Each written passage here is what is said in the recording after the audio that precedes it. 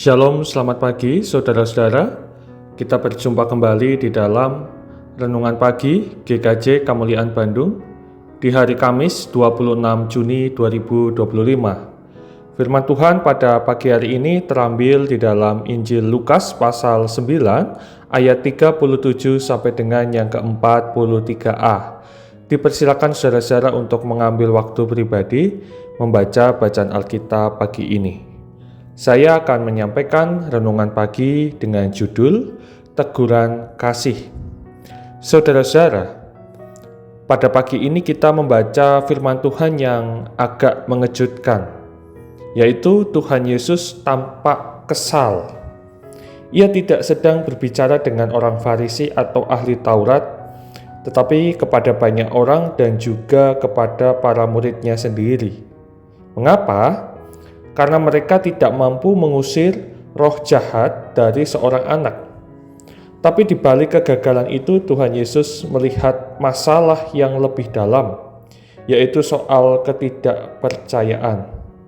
Sungguh menarik bahwa teguran ini tidak diarahkan kepada orang-orang yang tidak mengenal Tuhan, melainkan kepada mereka yang sudah mengenal Tuhan, bahkan yang setiap hari hidup bersamanya.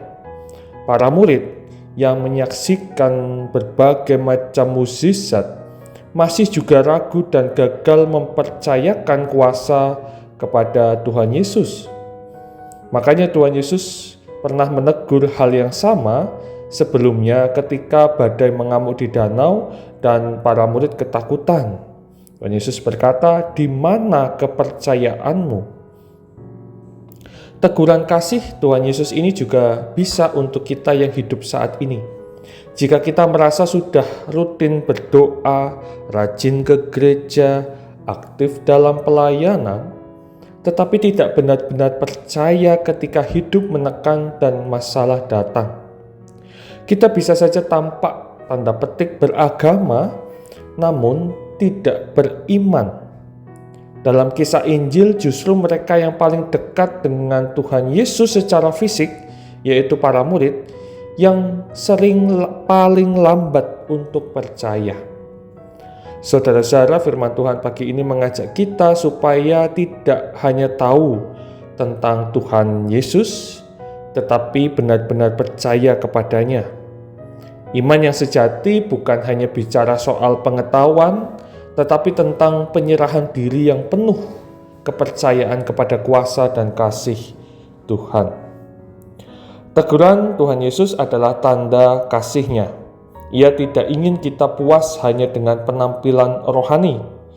Ia mau kita bertumbuh dalam iman yang hidup dan tulus. Maka biarlah pagi ini kita memulai hari dengan kesungguhan iman, bukan hanya rutinitas.